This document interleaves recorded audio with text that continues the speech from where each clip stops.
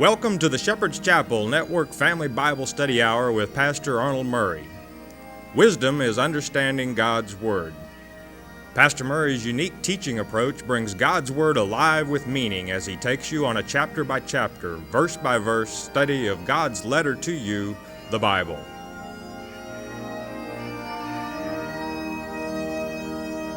And now here is Pastor Arnold Murray.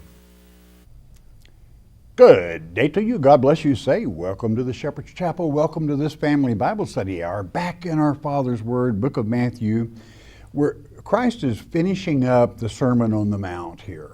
And it's very important that you pay close attention to it. He has given us the events that will transpire that consummate the end of this age. So you're not taken by surprise. You're not deceived.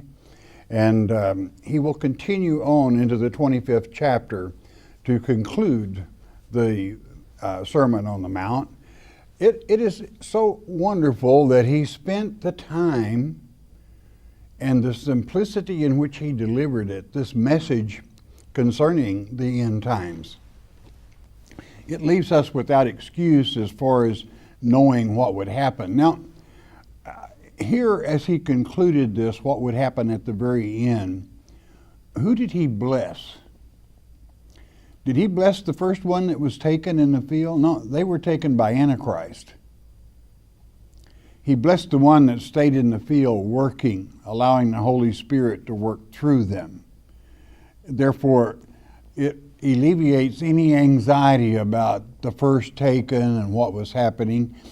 Incidentally, it doesn't take a real bright person to know when he said it's going to be like it was in the days of Noah, that they're going to be deceived, those first taken, even by fallen angels, as they were in the day of Noah, when they, rather than being born of woman, wanted to seduce women. So always remember that. And you'll remember what it said in verse 46. We're going to pick it up in verse 47, but I want you to well remember who's blessed. Not the first one taken, but who? Verse 46 read, "Blessed is that servant who his Lord, when he cometh, finds so doing." That means still working in God's vineyard, doing Christ's work, not being deceived by some false Messiah or some false prophet. You stick to the word the way it was written to you. Do not let man deceive you, and be blessed. Because how blessed are they? We pick it up with verse 47. It tells us as we get a word of wisdom from our Father. Verse 47, Matthew 24 reads, "Verily I say unto you, that he shall make him," that's the one that stays working in the field, "ruler over all his goods." That's during the millennium. They're going to reign and rule and teach with the Lord Jesus Christ, as it is written in Revelation chapter 20, verse 6. For 1,000 years. Don't be the first one taken from that field. They're taken by the false Messiah. Verse 48. And if that evil servant shall say in his heart, My Lord delayeth his coming. It's been like this since the beginning of time. It's not going to happen. You don't have to worry about it. Just keep on plugging like you always have. Enjoy the world and forget about God. You don't ever go there, especially when you see the signs he forewarned you about transforming and happening right before our very eyes, benchmark after benchmark after benchmark. Verse 49, "And shall begin to smite his fellow servants, and to eat and drink with the drunken." Well, now who is this eat and drink with the drunken? Well, he told you in 38, verse 38, have you so soon forgotten? Let's read it. "For as in the days that were before the flood, they were eating and drinking, marrying and giving in marriage," not waiting for the marriage supper of the Lamb, but giving in marriage to the false Messiah, "until the day that Noah entered into the ark." It's going to be just like that again. That's who those wicked, evil servants that did not study God's word and are taken in by the spurious Messiah when he shows up on earth first at the sixth trump, the true Christ not coming until the seventh. Don't you dare sup with them. You remain, be blessed by working in the field, do not be deceived. Verse 50, the Lord of that servant shall come in a day when he looketh not for him, and in an hour that he is not aware of. Do you know why he'll miss the day and the hour? Do you know why he is so susceptible to being deceived? Because he thinks Christ is already here. He thinks he's been blessed and everything's going his way. And then to wake up and realize that he's worshiping Satan, the old devil himself. Wanted to be a Christian all their life, prayed to be saved and baptized, but never got around to studying God's Word chapter by chapter and verse by verse, to read this Sermon on the Mount, to know absolute documentation and proof of exactly what consummates the end of this age. What is the day and what is that hour? It's the hour of temptation. When you do a little homework, you find out that that 1 hour is symbolic of a 5-month period from Revelation chapter 17, where Satan through his full time is called the hour of temptation. And then you learn in Revelation chapter 9 that all this has been shortened to a 5-month period, which means what? What's half an hour? As it reads in Revelation chapter 8, verse 1, there was silence in heaven for half an hour. 2.5 months. You escape the hour of temptation for a very simple reason. You do not find Satan tempting. You do not find the false Messiah tempting as he deceives our people that you've tried to help, that you've tried to warn. And they jump right into him, following his lead, guiding him, all happy, thinking the true Christ has returned. Be that good servant that keeps working in the field and let Christ utilize you in bringing in the kingdom. Therefore, you're a part of that kingdom. Verse 51, and shall cut him asunder and appoint him his portion with the hypocrites, the play actors. There shall be weeping and gnashing of teeth. And certainly it is. Who are these play actors? That's the Kenites. How would you like to be lumped with them? That really hate our Father and his way. That's what happens to those that are deceived by him. Is it not true that we have a wedding coming? Spiritually speaking now, come with me spiritually, and you're supposed to be a spiritual virgin up at the time of that wedding. That's why he told you in this chapter, woe to those that are with child. He did not mean a woman that had an actual babe in her womb, with conception. He meant those that are spiritually impregnated with the false teachings of the false Messiah and wed him out of season, thinking he is the Christ, and they are no longer virgins. I'm trying to explain the gnashing of teeth. They're good people. They truly love the Lord. They just wouldn't listen and were not taught that the false one comes first. Therefore, they're no longer virgins, and they wake up, good Christian people, to realize this wasn't Christ that came giving gifts to everyone. It was the devil. And instead of being Christians, they're devil worshipers. And God cast them aside. And they were so ashamed to even face Christ that they gnash their teeth and pray for mountains to fall on them, as it's written in Revelation chapter 9. You know, that's going to hurt real bad, and it doesn't give me certainly any pleasure that that's going to happen, but it will. So all we can do is do our best to warn, to teach, and to prepare. Chapter 25, this will kind of conclude or bring to a close the Sermon on the Mount, but it's very important. Let's go into it. Verse 1.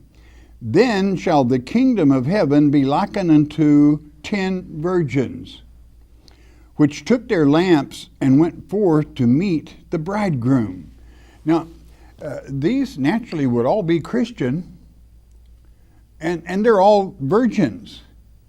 They've stayed true to the Lord up to a certain point. And so it is. Verse 2. And 5 of them were wise, and 5 were foolish. You do not want to fall in that foolish category. Verse 3. They that were foolish took their lamps and took no oil with them. They had no reservoir. Now, what is this word oil as it is used here? It is Elion. And do you know what tree that's olive. And do you know what the tree it comes from is called? Eliah, the sacred name of the living God.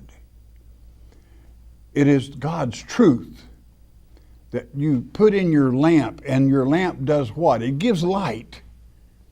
It gives truth whereby people can see that light and not the darkness that Satan brings upon this world. And through that light can be a blessing to others. So the very name of the oil itself, even in the Greek tongue, Elion, Eliah, produces that oil. And naturally, God himself produces that oil, which is the truth that will light your lamp, whereby it's a blessing to all that come into that light, that have eyes to see and ears to hear. They were Christian, but they never really studied God's word to absorb the truth, the full truth, like the Sermon on the Mount here. Had no conception whatsoever. They were just ready to fly away. They got work to do, the one that wants to be blessed. Don't be that one taken by Satan.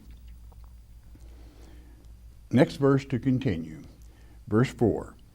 But the wise took oil in their vessels with their lamps. They not only had their lamp full, but they had a reservoir of truth.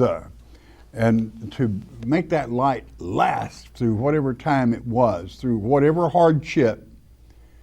And when you absorb God's truth and have your reservoir of knowledge filled, whereby you can confront anything Satan might throw at you, you do not find him tempting. Therefore, you escape totally the hour of temptation. Do you know how some would-be so-called scholars, teachers say the hour of temptation, escaping it means you're going to fly away? That's false teaching. God's blessed, stay working in this field, not deceived, not being the first one taken by the spurious Messiah. Extremely important. Make certain that you absorb the knowledge and the wisdom that God gives you in the simplicity in which Christ teaches. In other words, what I'm saying, it's not complicated. It flows like the very oil itself of the olive into the buds of your mind and enlightens you. Verse 5. While the bridegroom tarried, they all slumbered and slept. That's a little weight here, and people get bored and people go to sleep. When you're a watchman, you watch. Do not go to sleep on watch. That has nothing to do with physical sleep. We're talking about spiritual sleep here. Don't let anyone lull you spiritually asleep. You stay sharp and you stay alert. You keep the oil in your lamp. Verse 6. And at midnight, this is to let you know we're at the end. There was a cry made, behold, the bridegroom cometh. Go ye out to meet him. In other words, this is the end of the age. This is what we've all waited for. Oh, now wait a minute. What about these that were deceived by Satan and have fallen in the sack with him? Well, they're the 5 foolish and plus many others to go with it. You don't want to go there. That's why there's gnashing of teeth. They're too ashamed to face the true Christ. They consider themselves not worthy. You are worthy when you fill your lamp with the oil of our people. That is the truth of God. And you follow him and obey him. Verse 7. Then all those virgins arose and trimmed their lamps. This is to make them burn brighter. You trim that little wick and whoop, it just comes right up there and gives a much brighter light. How bright is your light? Do you know how to trim it? And do you know how to really put forth the Word of God, or even to let your eyes shine forth with the presence of the Holy Spirit, that it touches people? It's so precious that you have that oil, and that you do trim those wicks where you're sharp and you're ready. Verse 8, and the foolish said unto the wise, give us of your oil, for our lamps are gone out. Now, when you're already at the 12th hour, if you waited that long, it's a little late to learn a lot of the truth of God's Word, which, even though it's very simple, 1, 2, 3, 4, 5, 6, 7, the 7 events that consummate the end of this age. 7 seals, 7 trumps, 7 vials. Their chronological order as they fall. It's real simple to understand them when you make a study of the book of Revelation. You won't be deceived, and you will have that oil, that truth in your forehead, whereby nobody's going to tempt you. The hour of temptation will not bother you. Rather than finding him tempting, you find him to be an abomination. Yep, their lamps had gone out. Which means what? They had no truth. They were just they talked about Christianity. Christianity is not a religion, it's a reality. Verse 9. But the wise answered, saying, not so, lest there be not enough for us and you, but go you rather to them that sell and buy for yourselves. Get in there and dig it out. Handle it for yourself. And that's okay. If anybody wants to wait till the 12th hour, this kind of lets you know what happens in the 11th hour. That means right before his return. Let it sink well into your mind, okay? It's just before the appearance at the 7th trump. Verse 10.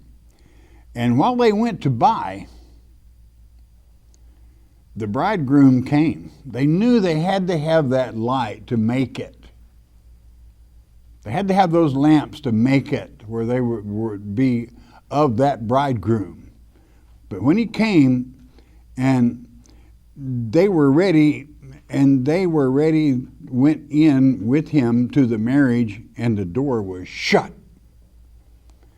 So 5 went in, 5 were ready, the door was shut. Where does that leave the 5 out chasing around in the boonies?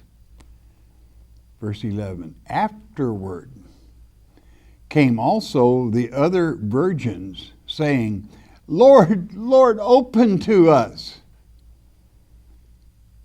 Verse 12, and he answered and said, verily I say unto you, I know you not. Now, in other places in the Word, it gives this, where they come and they say, oh, Jesus, we're so glad you're back. We've healed in your name. We've cast out demons. And he told them, you get out of my sight. I never knew you. Why? Because they were depending on the false Messiah. They had already accepted him. He had had his way with them spiritually. And they want to finally say, Jesus, I love you, when they're devil worshipers. Now think about that a minute. Christ wants you to know that he has feelings. And when you go worshiping another Messiah, he's jealous. This is why it's stated back in this particular chapter before this, 24, woe to those that are with child when I return and give suck. That means not a physical mother with a child in her womb, but somebody that is spiritually impregnated with the false Christ and is even nursing along his ministry. Want to do a little job for the church here, only it's Satan's church. And they come rushing up and want Christ to receive them. Tough luck. He sent the letter. He sent the Sermon on the Mount where you had every opportunity to know and understand God's Word and the truth if you would just take the time. Well, I'm a little busy in the world. Well, hey, have a good trip. You better enjoy it. It might be the end for you. Because Christ said, I know ye not. That means you didn't make it. Verse 13, watch therefore, for you know neither the day nor the hour wherein the Son of Man cometh. Now, the wise understand the season. He gave us that in the parable of the fig tree. And certainly how precious it is that in knowing the season, you are prepared to carry forth the torch in your lamp. You got enough oil to be a torch, not just a lamp. And you let it burn because you're well equipped against those that will just really, it's really a shame. And I know I harp on this somewhat, but it means souls are at risk. When you will believe a preacher and allow him to say, you don't have to understand the book of Revelation, you're going to be gone.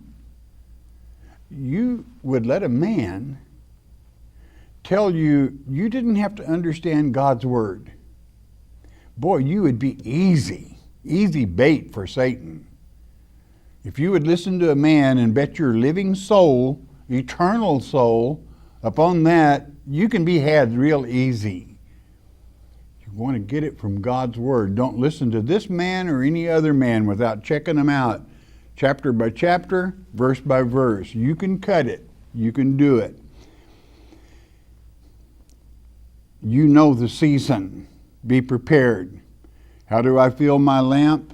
The oil is truth from God. You get that from His Word. Verse 14. For the kingdom of heaven is as a man traveling into a far country. This is how it is, the king and his dominion, who called his own servants and delivered unto them his goods. He put them responsible for all of it. Now, that puts a little bit of a load on God's elect. He expects, you're responsible. Okay? I don't want anyone to let that be a burden. It's a delight. It's a pleasure. Verse 15. And unto one he gave 5 talents, to another 2, and to another 1. Listen carefully. To every man according to his several ability, and straightway took his journey. In other words, God never gives you more than you can handle. And He understands that He can give some more than others. But that doesn't make anyone, He's not a respecter of persons. It doesn't make anyone any more important than anyone else. For a very simple reason. That those He gives much, He expects much. Those He gives little, He expects little. But He does expect produce, productivity. Verse 16. Then he that received the 5 talents went and traded. He occupied with the same. He had the word, okay? And made them other 5 talents. He brought them in. No, that's 100%. Got 10 talents now. Verse 17. And likewise, he that had received 2, he also gained another 2. How much is that? That's 100%. That's the way God looks at it. Okay. One's got 10 and the other's got 4, and God calls them both 100%. 18. But he that had received 1 went and digged in the earth and hid his Lord's money. Took what little truth he had and just snuffed it away. Wouldn't live it, didn't bother it, wouldn't touch it. 19. And after a long time, the Lord of those servants cometh and reckoneth with them. In other words, it's payday. It's time to bring up everything. Let's get everything squared away. Verse 20. And so he that had received 5 talents came and brought other 5 talents, saying, Lord, thou deliverest unto me 5 talents. Behold, I have gained beside them 5 talents more. That's 100%. Okay, done good. And his Lord said unto him, Well done, thou good and faithful servant. Thou hast been faithful over a few things. I will make thee ruler over many things. Enter thou into the joy of thy Lord. The joy of the Lord is a wonderful thing. You enter into it by serving him, by being accountable and producing. He gained 100%. Now watch his words here, 22. He that had received 2 talents came and said, Lord, thou deliverest unto me 2 talents. Behold, I have gained 2 other talents besides them. I've got 4. That's 100%, any way you slice it. Okay. Listen to what the Father says, 23. His Lord said unto him, Well done, good and faithful servant. Thou hast been faithful over a few things. I will make thee ruler over many things. Enter thou into the joy of the Lord. They received the same reward. One had 10, one had 4. Still the same with the Lord. That's what he held them accountable for, because he knew that's what they could handle. God will never give you more than you can handle. That's why you hear me quote 1 Corinthians chapter 10, verse 13 so much. Nothing's going to happen to you that doesn't pretty well happen to everybody. God will never tempt you over what you can handle, and he will always show you a way out. You want to believe that with all your heart, your soul, body, and mind. Father takes care of his own. He's not a respecter of person. He didn't love the one that brought in 10 talents any more than he did the 4. It was both 100% with our Heavenly Father. You might say, well, how can you figure that? Because God gave them the fruit to start with. Okay, they didn't do it. The one that had 5, he didn't make those 5. God gave it to them. It's God's gifts. So God gives gifts, and he expects likeness, not a respecter of person, but he knows who can cut it and what he can expect. 24. Then he which had received the 1 talent came, and he said, Lord, I knew thee that thou art an hard man, reaping where thou hast not sown, and gathering where thou hast not strawed. I knew that. 25. And I was afraid, and went and hid thy talent in the earth. And lo, there thou hast that is thine. He returned that 1 penny, 1 talent. How much, what a percentage is that? 0. He didn't do anything. Where do you think that leaves him? 26. His Lord answered and said unto him, Thou wicked and slothful, that means lazy, servant. Thou knewest that I reap where I sowed not, and gathered where I have not strawed. In other words, he expects his servants to produce.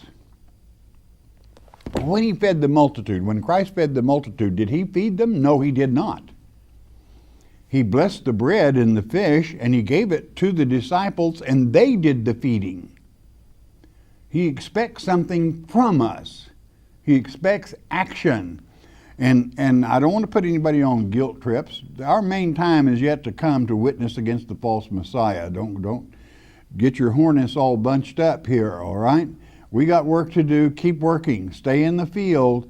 Gain knowledge. That fills your old oil up right up to the top and in your reservoir as well, whereby you are ready. But here this poor, miserable, lazy soul returns to the Father what he gave him, and God counts it 0. Verse 27. Thou oughtest therefore to have put my money to the exchangers, and then at my coming I should have received mine own with usury. A little bit of instruction, something. But it would have been better for you to have done something, but he did nothing. There's a good lesson within that. God will, and it should be a comfort to people that feel inadequate, because God always gives you what he's happy with, what he knows you can handle. And as I said, the main time is coming when God's elect must witness against the false one. That's our main number one purpose, is to have those lamps full, the reservoir full of truth to share and allow the Holy Spirit to speak through us. But when you draw back, and what was the one word he said that is so common with man if you're not careful? Fear. I was afraid. How can you love Almighty God and know that he created every star in the heavens, every planet? He created this earth in all its beauty, in splendor. And all the souls that you see walking on this earth, God created them. And he says, I will never leave you, I will never forsake you. And you're afraid? There's nothing to be afraid of. He's on the throne. He controls. He will never give you more than you can handle, and he will always show you a way out. So to fear is to doubt every promise of God. Don't go there. Not healthy, not wise. Serve the living God. You know, and many will, I worry about putting people on guilt trips and well, I've got to go print some tracts and start passing them out or something. No, that's not what he's talking about. You follow his word here. He's let you know that some are going to be delivered up of God's elect, and that's the main thing. Number one is that you don't let him down in that respect. But from some people, he gives a beautiful smile. And that smile is priceless in its effect upon people. A wholesome Christian smile that just makes people in the room feel better. Why? Because it's the presence of the Holy Spirit. It's very real. You know, we're not playing church. Christianity is a reality, and this word is very real. So that poor person that was afraid, he let his life just slip right on away from him as far as rewards are concerned. Verse 28. Take therefore the talent from him, God says, Christ says, and give it unto him which hath 10 talents. He knows how to handle it. 29. For unto every one that hath shall be given, and he shall have abundance. But from him that hath not shall be taken away even that which he hath. That's pretty plain. You know, God gives us a mind and a body and a soul. He owns all souls. Have you ever read Ezekiel 18:4? Don't think you're going to get around to giving your soul to God. He owns it. All souls belong to God. That's what it says in Ezekiel 18:4. Serve him. Love him. That's the main thing he wants, is your love. And then he will direct you as to what he expects from you. Verse 30. What does he do to this poor, frightened creature? 30. And cast ye the unprofitable servant into outer darkness. There shall be weeping and gnashing of teeth. That's what it leads up to. When somebody really wants to serve and means well, but they just can't quite make muster and are deceived and disappointed because they wanted to make the eternity. And thank God for the millennium. Who knows what we can do about the gnashing teeth there by letting people know that God wants their love. Verse 31. When the Son of Man shall come in his glory, hey, that's what you're looking for, friend, and all the holy angels with him, then shall he sit upon the throne of his glory. He's going to do that. Christ is going to establish his kingdom right here on earth. Well, where does it say that? Ezekiel chapter 16, Revelation chapter 21 and 2. Verse 32, and before him shall be gathered all nations, and he shall separate them one from another, as a shepherd divideth his sheep from the goats. Now, God has children all over this world. He created them the way they are. He has nations all over this world. He chose the nation Israel, that is to say the house of the 10 tribes, and the house of Judah being a separate nation. But he has work for them. But he does love all his children. Here's the qualification, that love him. You want me to repeat it again? That love him. If you don't love him, I'm sorry, you're in a heap of hurt. And he even knows what you're thinking, so you can't con him. Okay. You don't play games with him. That's why he can take that shepherd's rod and separate the good from the bad, or the nations one from the other. And next verse, please, verse 33. And he shall set the sheep on his right hand, but the goats on the left. Always go to the right. Always do what's right. Always think right.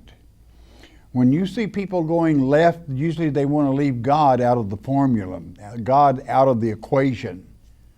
And unfortunately, you lead from thinking left to socialism and then into communism. And all you have to do is look at the nations he's separating and see who's blessed. Okay. And a wise person can understand pretty quick who's blessed and who isn't. Doesn't take long when you look at the history of the world. Verse 34. Then shall the king say unto them on his right hand, Come, ye blessed of my Father, inherit the kingdom prepared for you from the foundation of the world. That means from the very beginning, in the first earth age, it was prepared, it was declared, it was part of God's word of salvation, his plan of salvation, to bring it into being. Always fish out of the right side of the boat. That is not political, that's common sense. If you want blessings. If you don't, hey, have a good trip. It's okay with me. I could care less. If anyone wants to choose that path, hey, have to it. But if you want eternal life, you will choose the right. It is the only way to go, to have eternal life. If you don't want eternal life, that's fine with me. Why? We don't want anybody there upsetting or thinking they know something that is not of God's word. We only want people in heaven that have earned it. That's what this is all about. How are you doing? You love him? Then let him know that you do love him, okay? Let him know what is right. You find out what is right by his word. It is right. It is truth. All right, bless your heart. You listen a moment, won't you please? The Mark of the Beast on CD is our free introductory offer to you. What is the Mark of the Beast? Many false teachers would have you believe it will be a tattoo on your forehead or a computer chip implanted under your skin. It is getting late in the game. You need to know what the Mark of the Beast is. As it's written in Revelation chapter 13, verse 8, many will be deceived. There is no need for you to be deceived. Christ said in Mark 13:23, Behold, I have foretold you all things. Jesus indeed told us how not to be deceived, and Pastor Arnold Murray takes you on a step-by-step study of God's Word concerning this critical subject, the Mark of the Beast. The telephone call is free. The CD is free. We don't even ask for the shipping and handling. It is free as well. All you need to do is call 800-643-4645 to request your one-time, one-per-household copy of the Mark of the Beast. You may also request your free CD by mailing your request to Shepherd's Chapel, Post Office Box 416, Gravette, Arkansas 72736. Don't be deceived by Satan. There we are back again. Let's have the 800 number, please. 1-800-643-4645. That number is good from Puerto Rico, throughout the U.S., Alaska, Hawaii, all over Canada. If the Spirit moves, you got a question, you share it. Won't you do that? Please never ask a question about a particular reverend or denomination. We do not judge people. You don't have to. God does, okay? He is our judge. But you do have the right for spiritual discernment to know truth when you hear it and fiction when you hear it. Do you know how weighty that is? Your eternal soul depends on it. It's a gift from God, spiritual discernment is. Don't ever let anyone deceive you. Those of you that listen by shortwave around the world, it's always a pleasure hearing from you, and your announcer at the end of the hour will give you our mailing address. It's always a pleasure hearing from you. Now, you got a prayer request, you don't need the number. We can do away with that. We can do away with the address. Why? God knows what you're thinking right now. He does. He created you different than anyone else. Your DNA is different. Your fingerprints are different. You're unique. That's why God wanted someone just like you. But He wants you to love Him. And by doing that, you make His day. And when you make His day, boy, is He going to make yours. Let Him know that you love Him. Father, around the globe we come. We ask that you lead, guide, direct, Father. Touch in Yeshua's precious name. Thank you, Father. Amen. Okay, question time. We're going to go with David from Michigan. When Moses went up to get the Ten Commandments and Aaron was in charge, why did the people start worshiping a calf of all things? Was it an Egyptian god? Well, in Egypt there was a god on every corner. Well, whatever it was, it could be a god of this or god of that. So it kind of did set the stage for that. They were just bored. I mean, 40 days. They had seen the Red Sea parted. They had seen the marvels and wonders that God had developed through Moses of bringing the Egyptians to their knees to release them. And yet 40 being, in biblical numerics, probation. They couldn't handle the probation. And many of them, it was the gold in the calf they were worshiping, not necessarily the calf. Sally from Arizona. It's been a few months since I've written to you. I have to look in the dictionary to make sure I spell my word right. I only have a 6th grade education. I can read okay, just can't spell too good, and I have not heard you answer any of my letters. I know that you can not answer every one letter, but that's okay. I still love you. Well, thank you. I return that love. And your staff. I am a 62-year-old woman, and I live on a fixed income of a certain amount. I'm not going to read it. I know you do not ask for money, and we don't. We're not beggars. But I try to send, well, thank you, bless you. I'm going to try to get to your question here. So much that I think out of 7 years, I have missed about 5 of your teachings. Well, you're a faithful student of God's Word, and I think you write real good, whether you use the dictionary or not, and we will pray for you, and you're in good shape. Thank you for writing. You did a good job. Now, John from Ohio. I'm sorry, this is, from Ohio. This says Connecticut, I think. Okay, well, whichever. Ohio. Oh, it's a town in Ohio. I gotcha. I met my wife Sharon at the age of 21, and I was 41. We've been together for 25 years, and she passed suddenly March the 15th of 2012 at the age of 46. She did not have a chance to repent that day. Will God have mercy on her soul? You don't know whether she did or not. It only takes a flash. And I'm sure she was a good woman because she loved you. And don't worry about it. Leave that part to God. She's in good hands. She's with Him. And will I see her again? And I read in the Companion Bible every day with you, and it changes my life for the good, thanks to the Father. Well, we're sorry about your loss, and don't you know, naturally that's like losing half of yourself. But she is with the Father, and she's doing fine, and probably is really pulling for you, and looks like you're doing good too. God bless you. You're all right. You will see her again. You read the Companion Bible, read Ezekiel chapter 44, beginning with about verse 20. And it documents that we will recognize our loved ones there, family. Wanda from Florida, thank you for your compliment on the teaching, and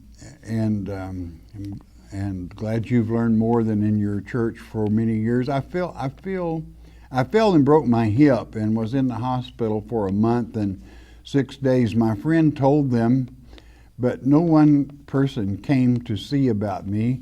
Well, it's been over 2 years since I've been to church. Well, the church sent me a letter that said I owed over a year's in tithing.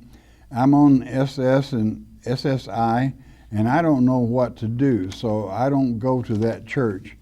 They should never do that, okay? God doesn't send out beggars, and maybe you're better off not going there. In my heart and mind, I belong to your church. God's Word, it's okay. I watch you every week.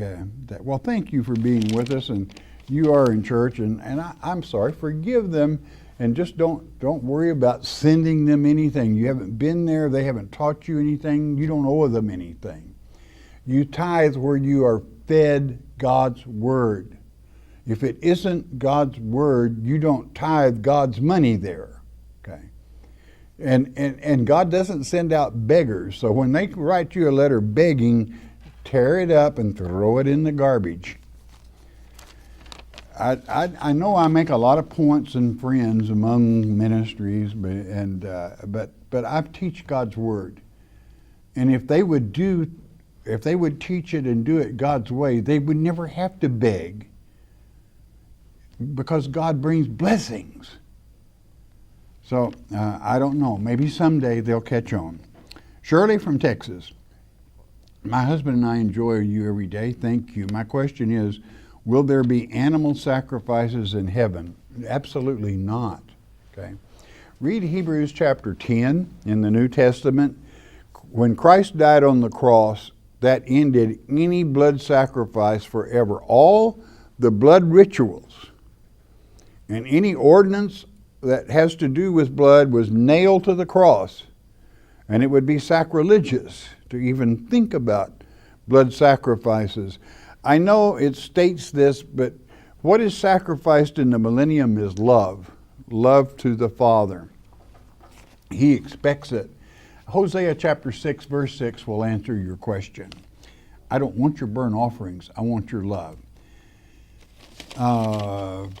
Pastor Arnold Murray, my name is Mark from New York. I'm 12 years old. I have a question. My parents love me and adore me. They are good to me, but I'm mean to them. I'm mouthy to them and disrespectful. I don't want to be mean. What should I do? Because I don't want to be like this. And would you and all of yours please pray for me? Well, we'll sure do it, but we're going to do more than that, okay? I'm going to tell you to get cracking, all right? You prove to me that you're at the age of accountability because you know better. And when you know better, you should act better. The old devil is going to take you away, boy.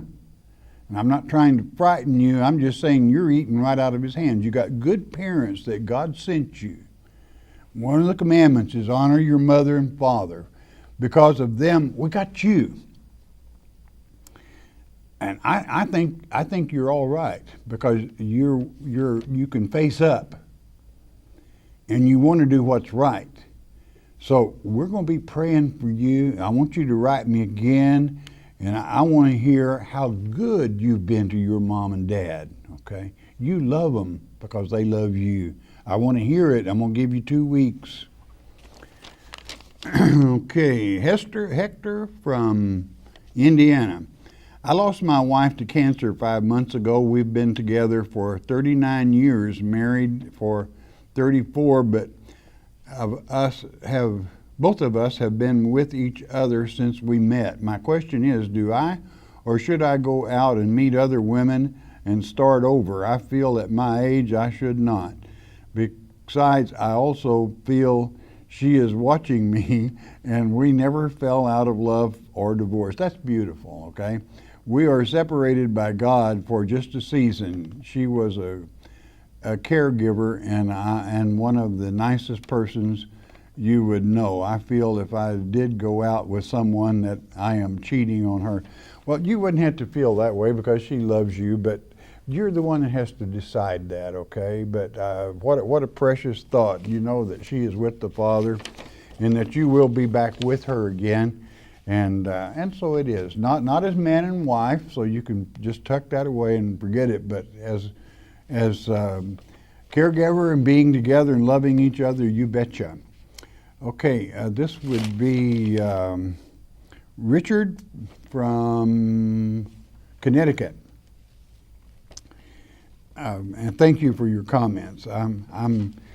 Richard says he's been well, thank you for the compliment. I'm not going to read it. I'm 92 years old, he says, a World War II veteran on B-26 bombers. Salute, all right? Soloed my first airplane on May the 11th, 1944. You soloed just a short time before I did, so we're right in the same boat here. Have had 2 bouts with colon cancer and a stroke. I need to see things written down. I'm interested in the end time events. Do you have any books, papers, or graphs that show the sequence of the end time events? I have some others, but I don't dare to trust them for accuracy. You say the Antichrist, Satan, comes out of the 6th. You got it. And you have my work. You can get my work on the book of Revelation, and it will help you with that event. And congratulations, old B-26 was a good one, and thanks for your service. Betty from Florida, I believe that is, I would like to know, after we are changed into spiritual bodies, will we still go and be guided by the book of life and return with the Father? His word, remember in the last lecture, His word never changes. That's why you never waste your time studying God's word. It's the same yesterday, it is today, and it'll be forever. Times will change, but God's word never changes. You know, it is such a comfort to know you can count on His word. Just like this gentleman just before there that said he wanted me to outlay that because he trusted me. But why? Because I teach the word chapter by chapter and verse by verse. Okay. So it is that you want to absorb that word. I mean, put it on, wear it. It's good for you. Gloria from North Carolina, please explain 2 Peter chapter 3. Whoa, that's quite a long chapter. To summarize it quickly, he said, I've told you everything through the prophets and the apostles. That means both Old and New Testament. And he wanted you to be aware there'll be some, in the end times, there would be people that'll come along and say, it's not going to happen. It's going to keep going like it is. Don't believe him, he said, because I destroyed the first earth age with water. It wasn't Noah's flood. It was the Ketabo. And he said, I'm going to destroy this earth age. That is to say, the rudiments, the elements, that's the bad stuff, with fire. Not you. We don't have to worry about it. He's not angry at us. And then he said, I'm going to bring in the third earth age, and it's going to be forever.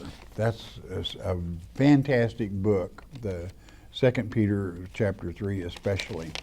Nathan from Georgia. Let's see it. Pastor, I was wanting, could you give me some advice on what I shall do? Thanks. Let's see. Well, what is it you got problems? To me, for your teaching, one of the things going on, I watched the program. It makes me feel good. Well, that's good. Just stay in God's Word, and it'll bring you peace of mind and give you direction. You stay in the Word. It's everything. Our Father is everything. Don't let anyone take that away from you. This would be Alberta from Missouri. I want to thank you for your teaching. You're welcome. I'm disabled and I don't get out to church. I listen to you daily. I agree with most of what you say. Question, you read the King James Bible the same as I read. Why do you say the Holy Spirit when the word says Holy Ghost? Think about that a minute. What is the word in the Greek? It's pneuma. Well, what is pneuma? Well, what kind of tires do you have on your car? Pneumatic. It means it's air. Okay. The Spirit in the Old Testament is called ruach, which is what? Wind. Air. Okay. Why? Because you can't see it, you can't feel it. But I, as a student of God's Word and a worker in the languages, I am not going to call God a spook. Okay. Not from the word pneuma. He's not a ghost. He's not a spook. He's very real and He's with us every day. And the Holy Spirit is signified by a dove, and a dove is no spook. So don't let somebody, whatever, everyone's choice, but that's mine. And I'm very bold about it. That's the way I like it. And that's the way it is. I'm out of time. Hey, I love you all because you enjoy studying our Father's Word. Most of all, God loves you for it. Hey, makes His day. And when you, and I'm talking to you now, when you make His day, boy, is He going to make yours. You can count on it. Why? He loves you.